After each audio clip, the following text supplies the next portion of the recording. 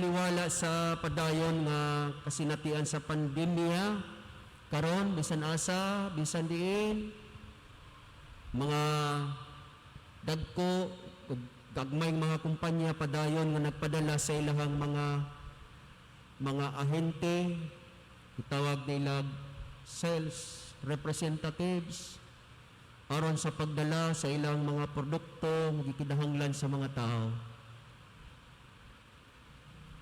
Tawag na sila karon og mga essentials. Ang mga dagko usab nga mga tigbaligya og tambal ug mga galamiton alang sa pagtambal padayon sa pagpadala sa ilahang mga ahente, itawag og mga medical representatives aron sa paghatod ug pagdala sa ilahang mga baligya ng mga tambal ug galamiton. Tawag gihapon na sila karon nga mga essentials. I-shortcut kini sila sa pagtawag sales reps ug mga med reps. Puros mga importante diya sa atong katilingban. Apan sa susab nagpadala sa iyang mga sales representatives ug mga medical representatives, mga mid-reps o mga sales reps na mao ang mga apostoles uban sa samang mga pahimangno aron nga ang ilahang produkto pagadawaton sa mga tao.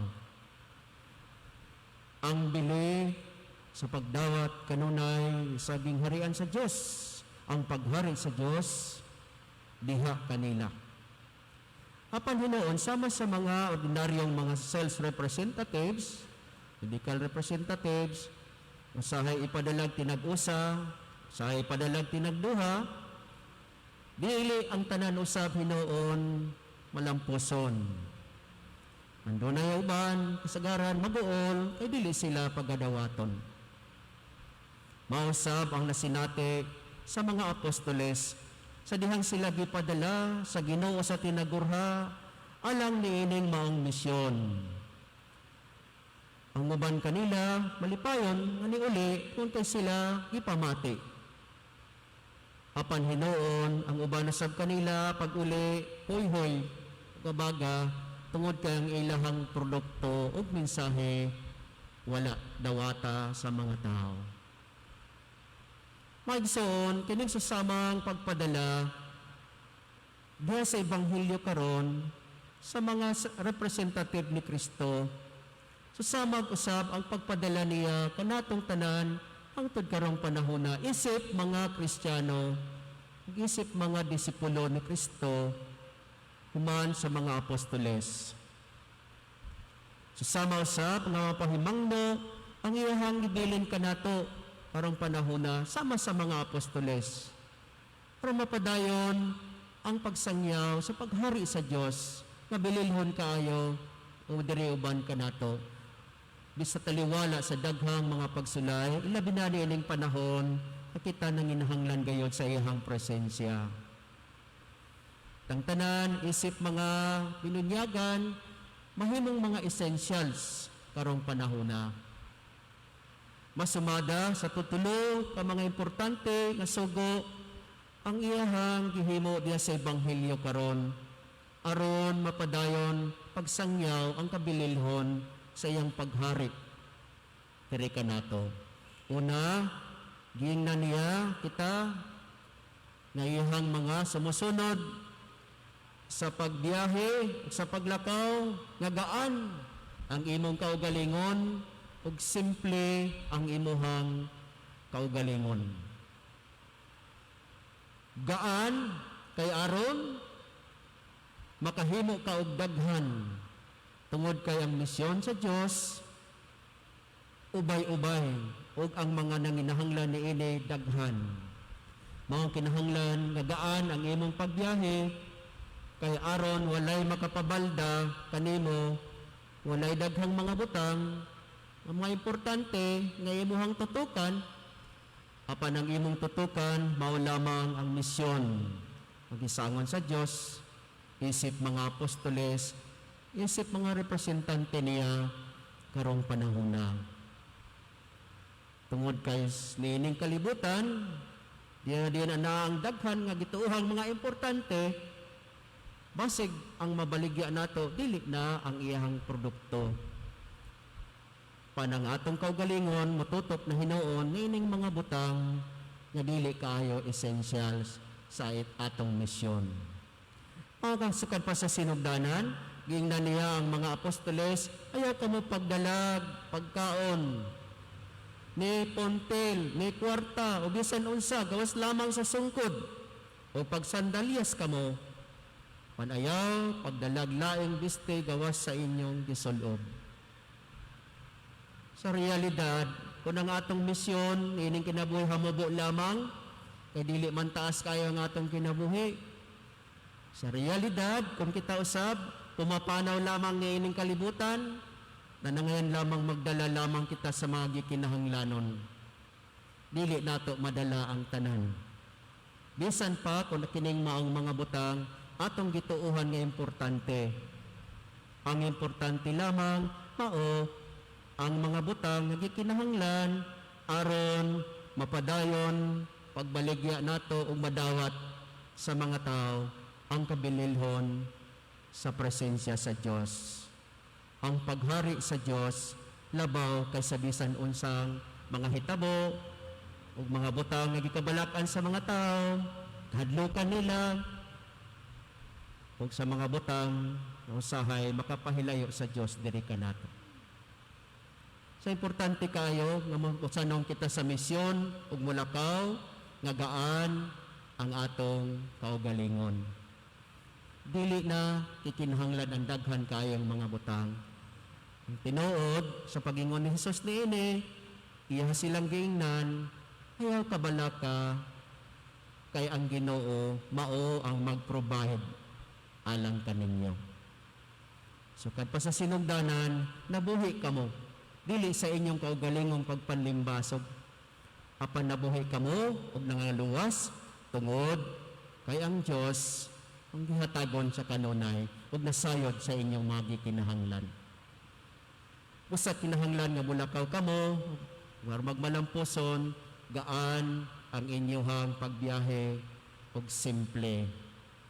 Simple tungod kay ang magsasangyaw ni Kristo kinahanglan magsaksi usab diya sa iyang kinabuhi.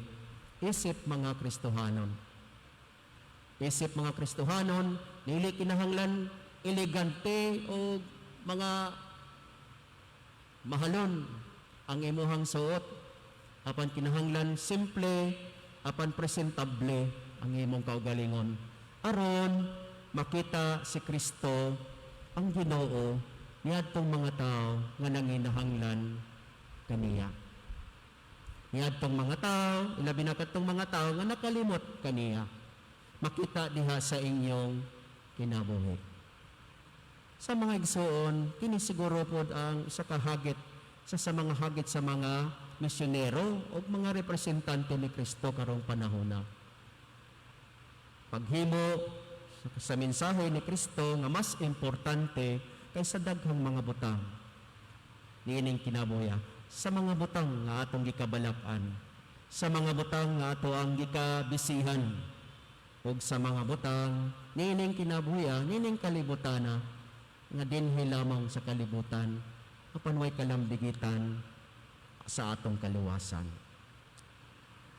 Ikaduha, giing nanusab niya ang mga apostoles sa kaduhang pahimangno sa kadasig o kaisog sa pagpadayon.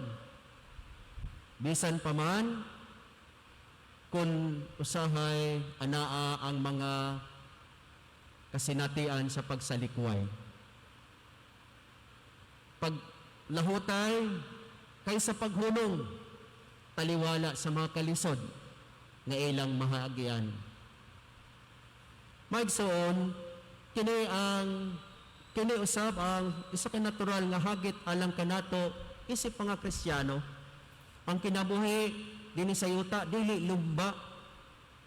Apan kini usa ka kinabuhi sa paglahutay.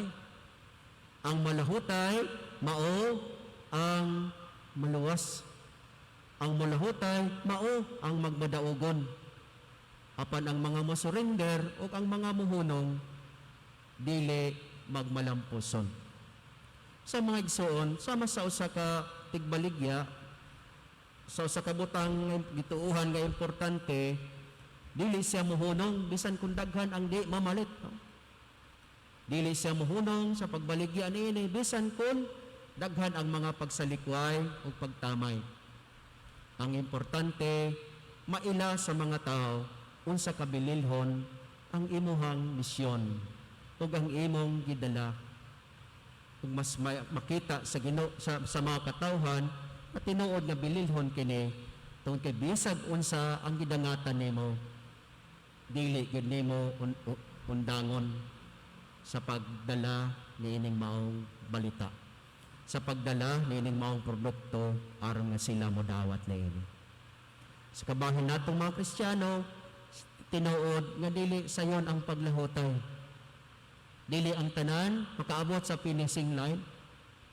Apan bisan pa niini, uban niining maong pahimangno, ang atong Ginoo nagpahinumdom, ni sa kung saang mahitabo, ako uban kaninyo sa kanunay. Kini ang iyang gipasalig. Hinumdumi ako magauban kaninyo sa kanunay hangtod sa katapusan sa kalibutan. Sa panahon sa kalisod, sa himalimtan nato kining maong saad. Apan kung kita makalimot, ayag hunahunaa nga ang Ginoo makalimot.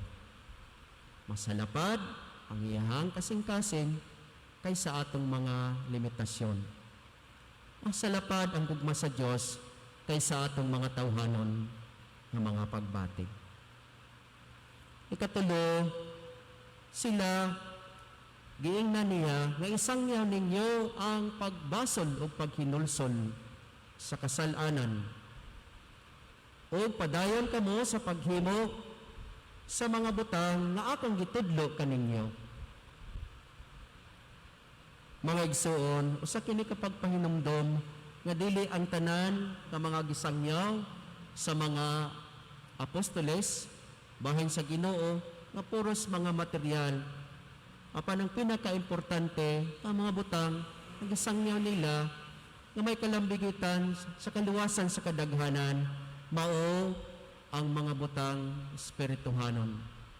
Ilabi na sa pag-angkon sa kaubos, sa pag-angkon sa ilahang pagkamasalaypon, o pagbalik sa Dios, pagpahinumdom nga diha lamang sa pagdawat sa kapasayloan sa Ginoo, diin ang tanan usab mahiuli ug mahibalik ngadto kaniya.